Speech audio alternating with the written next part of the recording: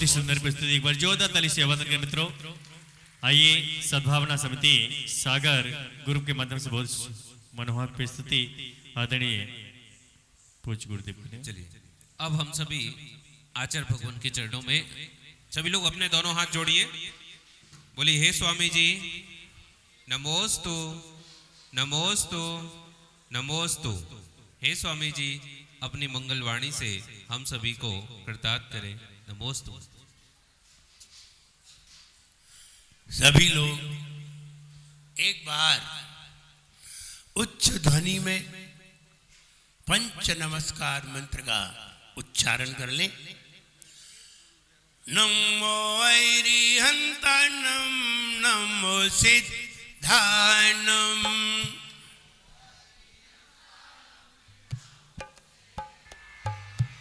नमो आयर्यानं नमो वच्छायानं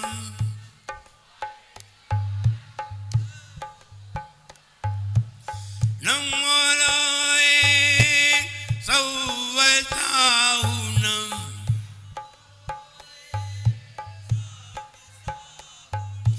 नमो लोए सौवसाहुनं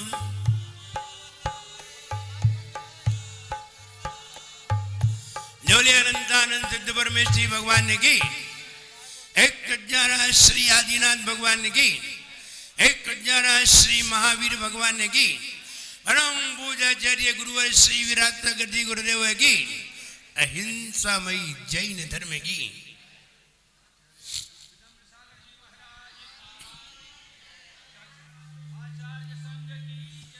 हम अपने अपने नगर में रहा करते हैं, अपने अपने गांव में रहा करते हैं। वहां हमारे गांव में शहर में मंदिर है और हम मंदिर में पूजन करने जाया करते हैं, दर्शन करने जाया करते हैं, पूजन करने जाया करते हैं, विधान करने जाया करते हैं। लेकिन कहते हैं अगर अपने नगर से किसी अतिशय क्षेत्र पर पूजन करने जाते हैं तो उसका 100 गुना ज्यादा फल हो जाता है, और अतिशय क्षेत्र से सिद्ध भूमि पर अगर पूजन करने जाते हैं तो फिर 100 गुना फल ज्यादा हो जाता है। और हम यहां सिद्ध भूमि पर पधारे हैं, सिद्ध भूमि पर आए हैं, और वो भी भगवान की आराधना करने आए हैं। अपने गांव से, अपने शहर से कई गुना ज्यादा फल हमें यहां की आराधना से प्राप्त हो सकता है, होता है। बड़ी अच्छी बात है कि पंच कल्याणक भी हो रहा है, और पंच कल्याणक में हम पात्र बन करके भगवान की आराधना कर रहे हैं। पंडित जी आखिर पात्र क्यों बनाए जाते हैं? और पंच कल्याणक का अधिकार मानव को है ही नहीं। भगवान के पंच कल्याणक देवलोक किया करते हैं, लेकिन जब हमें किसी प्रतिमा की स्थापना करनी होती है और प्रतिमा में प्राण प्रतिष्ठा करनी होती है, तब मुख्य पात्रों का चयन किया जाता है और मुख्य पात्रों को इंद्र आदि की कल्पना की जाती है। और विचार करिए, आप लाखों रुपए खर्च करके दूल्हा बनने का तो विचार कर सकते हो, लेकिन लाखों रुपए खर्च करके सौधर्मिंद्र सड़क पे नहीं बन सकते। लाखों रुपए खर्च करके एक संसार का मार्ग तो अपना सकते हो, लेकिन लाखों रुपए खर्च करके आप सौधर्म इंद्र बन जाओ तो हो सकता है जैसे इंद्र की कल्पना आपके अंदर की गई तो आपको सभी लोग सौधर्मिंद्र कह के पुकारते हैं, और आप भी अपने आप को सौधर्मिंद्र समझते हैं। ऐसा नहीं है नहीं समझते। अगर कोई सौधर्मिंद्र कह के बुलाता है तो ऐसा नहीं है कोई दूसरा व्यक्ति आपकी तरफ देखने लगे, वही देखता है जो बना है। इसका मतलब है कि वो भी समझ रहा है कि मैं सौधर्मिंद्र हूं। और ये कल्पना करने के लिए अगर करोड़ों रुपए भी खर्च करने पड़े तो कर देना चाहिए, क्योंकि ये कल्पना ही आपको भविष्य में ऊपर ले जाने वाली है। विचार करिए, एक आचार्य मागनंदी हुए। जब मागनंदी मुनि महाराज गृहस्थ अवस्था में आ गए, और गृहस्थ अवस्था में आने के बाद जब उनको किन्हीं दूसरे मुनि महाराज ने स्मरण किया और कहा कि इस प्रश्न का जवाब तो आचार्य मागनंदी ही दे सकते हैं,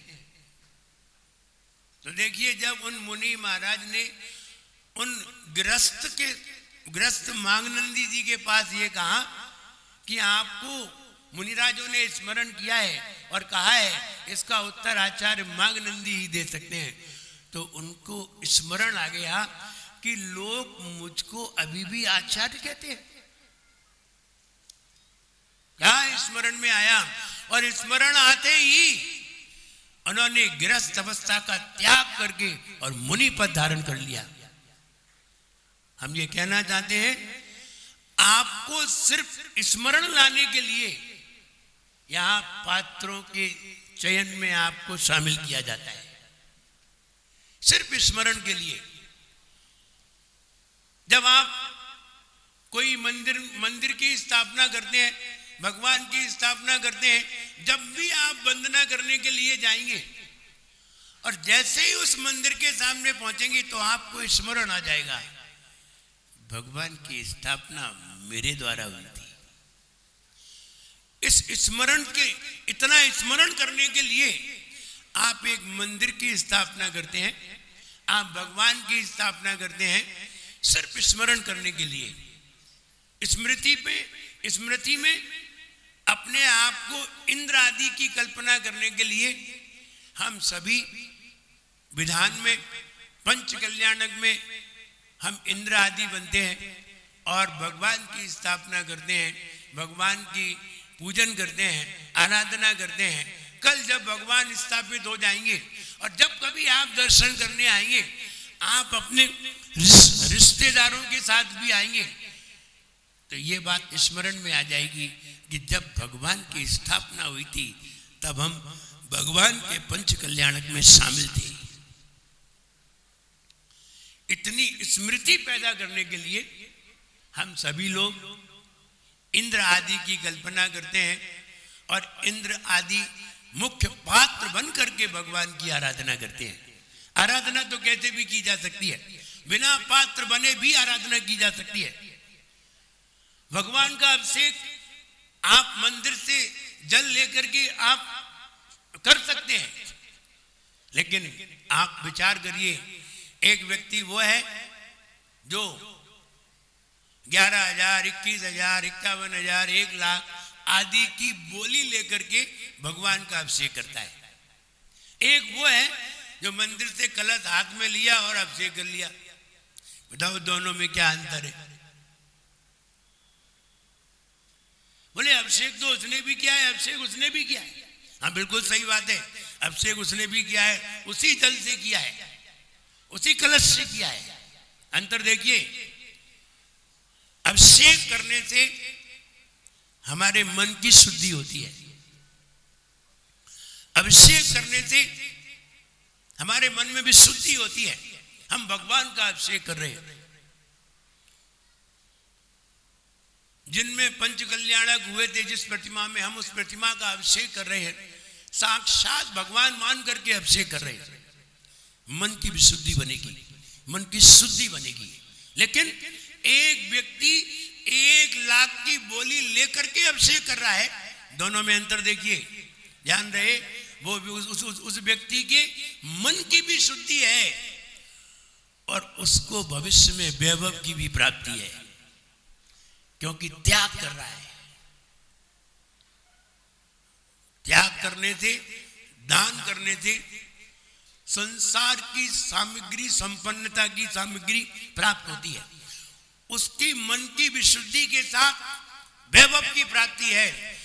तुम्हारे पास सिर्फ मन की शुद्धि है, वैभव की प्राप्ति नहीं है। ये दोनों में अंतर है। एक सामान्य व्यक्ति खड़े होकर के भगवान की आराधना कर रहे हैं, एक पात्र बन करके, त्याग करके, दान करके हम भगवान की आराधना कर रहे हैं। दोनों में यही अंतर है। वो व्यक्ति मन की शुद्धि के साथ संपन्नता को भी ले रहा है, और एक व्यक्ति सिर्फ मन की शुद्धि ले रहा है। एक व्यक्ति ने मंदिर का निर्माण किया, भगवान की स्थापना की, हजारों व्यक्ति उसके दर्शन करने के लिए आए। हम कभी कभी ये बताना चाहते हैं और बताते भी हैं, अपने मोहल्ले में भगवान की स्थापना करना उतना पुण्य नहीं है जितना किसी तीर्थ क्षेत्र पर करना है।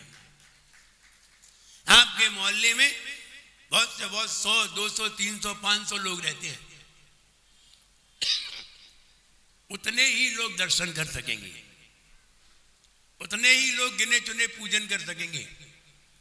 लेकिन अगर सिद्ध भूमि पर, तीर्थ भूमि पर अगर कोई प्रतिमा स्थापित हो जाती है तो हजारों लाखों लोग दर्शन करते हैं, उसका पुण्य कई गुना ज्यादा हो जाता है। आलोक भैया, तुमने अच्छा काम किया कि यहां विराजमान। कहने का मतलब यह है कि तीर्थ क्षेत्र पर हजारों लोग आते हैं, देश के भी आते हैं, विदेश के भी आते हैं, और अपने मोहल्ले में महाराज लोग गिने चुने आते हैं, और तीर्थ क्षेत्र पर तो आते ही रहते हैं। मुनिराजों को भी उनके दर्शन हुआ करते हैं, श्रावक भी उनका दर्शन करता है। हम ये कहना चाहते हैं, अगर कहीं भी पंच कल्याणक होते हैं तीर्थ भूमि पर, तो हमें अवश्य उसमें आराधना में शामिल होकर के अपना पुण्य अर्जन करना चाहिए, क्योंकि इससे ऊंचा पुण्य तुम अर्जन कर नहीं सकते। पहले नंबर का पुण्य है आहार देना, और दूसरे नंबर का पुण्य है भगवान की आराधना करना। पहले नंबर का भगवान की आराधना है नहीं, पहले नंबर का आहार देना है। दूसरे नंबर का पुण्य है भगवान की आराधना करना है। खैर, आगे के समय में हम बताएंगे कि आहार का पुण्य श्रेष्ठ है पूजन के पुण्य से, लेकिन आहार हमेशा नहीं दिया जा सकता, पूजन रोज की जा सकती है। अपना घर, अपना मंदिर, अपना मोहल्ला, अपने भगवान और अपन अपने, चाहे जब पूजन करो। न महाराज तुम्हारे, न महाराज तुम्हारे मोहल्ले में, न महाराज तुम्हारे घर के, तो महाराज को रोज आहार नहीं दे सकते, लेकिन पूजन रोज कर सकते हो। अपने घर में भगवान को बिठा करके भी पूजन कर सकते हो, चैत्यालय बना के, लेकिन अपने घर में रोज महाराज को नहीं बिठा सकते। इसलिए आहार दान कठिन है।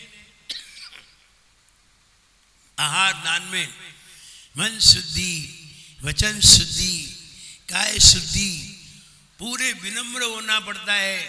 पूजन में तो इतना कहते ही नहीं है कि मन शुद्धि, वचन शुद्धि, काय शुद्धि, कहते ही नहीं है, और शुद्धि भी नहीं रहती। जरा सी बात बिगड़ जाए तो गुस्सा आ जाती है, आहार में नहीं आती। तुम्हारा भले ही चौका हो और दूसरा व्यक्ति आहार देने आ जाए तो गुस्सा नहीं कर सकते, बल्कि हाथ जोड़ के कहोगे भाई साहब दे लो, तुम भी दे लो, तुम भी दे लो। और तुम्हारी थाली में कोई खड़ा आके हो जाए पूजन की में, फिर देख लो, अभी आज शुद्धि पता चल जाएगी। इसलिए आहार जितनी शुद्धि कहीं नहीं होती। तो हम ये कहना चाहते हैं, आप सभी लोग पात्र बन के भगवान की आराधना में शामिल हुए और भगवान के सामने नवीन भगवान भगवान बनते हैं। जैसे एक मुनिराज के सामने, एक आचार्य के सामने कोई श्रावक मुनिराज बन जाते हैं, ऐसे ही भगवान के सामने कोई भगवान भगवान बन जाते हैं।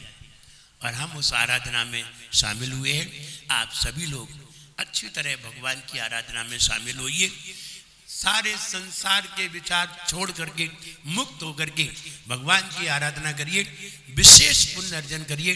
मेरा सबके लिए खूब आशीर्वाद है। सब लोग खुश रहिए, प्रसन्न रहिए।